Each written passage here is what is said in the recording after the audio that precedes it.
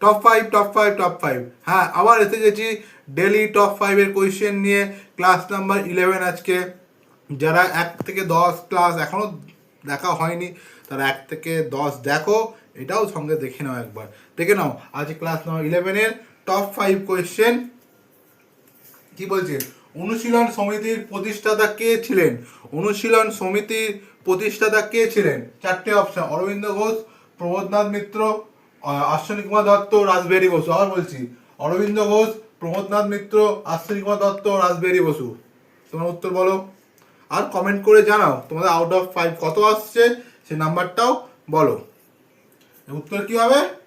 প্রমোদনাথ মিত্র, যা অনুশীলন সমিতির প্রতিষ্ঠাতা ছিলেন। তো সেকেন্ড কোয়েশ্চেন দেখো, খুব ইম্পর্টেন্ট কোয়েশ্চেন, যা পরীক্ষায় আসার সম্ভাবনা বেশি। বঙ্গভঙ্গ আন্দোলনের সময় রাখি বন্ধন উৎসবটি কে করেছিলেন? বঙ্গভঙ্গ যখন হয় 1905 সালে, তখন একটা রাখি বন্ধন উৎসব মানে শুরু হয়েছিল। কে করেছিল?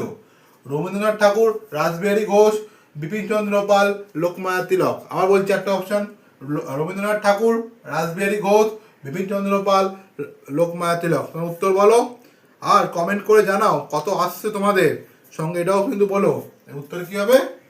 রবীন্দ্রনাথ ঠাকুর, যা বঙ্গভঙ্গ আন্দোলনের সময় আমাদের রাখি বন্ধন উৎসবটি করেছিল। 3 নম্বর question, most important question.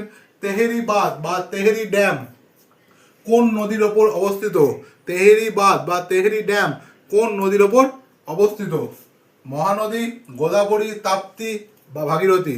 Mahanadi, Godavari, Tapti বা 4 নম্বর ভাগীরথী। তোমার উত্তর বলো। আর আগামী 5 তারিখ থেকে, মানে এই মাসের 5 তারিখ থেকে নতুন ব্যাচ শুরু হচ্ছে, তোমরা জয়েন করো। কি হচ্ছে? উত্তর হবে ভাগীরথী নদীর ওপরে অবস্থিত তেহেরি ড্যাম। 4 নম্বর আর একটা মোস্ট ইম্পর্টেন্ট কোয়েশ্চেন, যাও আসার সম্ভাবনা খুব বেশি। কথাকলি নৃত্য ভারতের কোন রাজ্যে প্রচলিত নৃত্য? কথাকলি নৃত্য ভারতের কোন রাজ্যে প্রচলিত নৃত্য? তামিলনাড়ু, মহারাষ্ট্র, কেরালা, অন্ধ্রপ্রদেশ। তামিলনাড়ু, মহারাষ্ট্র, কেরালা, অন্ধ্রপ্রদেশ। তোমার উত্তর বলো, উত্তর বলো, উত্তর বলো। উত্তর বললেই অ্যান্সার হবে। উত্তর কি হবে? কেরালা। রক্তচাপ মাপার জন্য কোন যন্ত্র ব্যবহার করা হয়? মোস্ট ইম্পর্টেন্ট কোয়েশ্চেন, রক্তচাপ মাপার জন্য কোন যন্ত্র ব্যবহার করা হয়? ব্যারোমিটার, থার্মোমিটার, হাইগ্রোমিটার বা ফিগমোম্যানোমিটার। আবার বলছি, ব্যারোমিটার, থার্মোমিটার, হাইগ্রোমিটার আর হচ্ছে ফিগমোম্যানোমিটার। তোমরা উত্তর বলো, উত্তরটা বলো, কি হবে অ্যান্সারটা? অ্যান্সারটা আমি তোমার জন্যই ছেড়ে দিলাম। এর উত্তর তোমরা কমেন্টে জানাবে। আর আসন্ন এক্সামের জন্য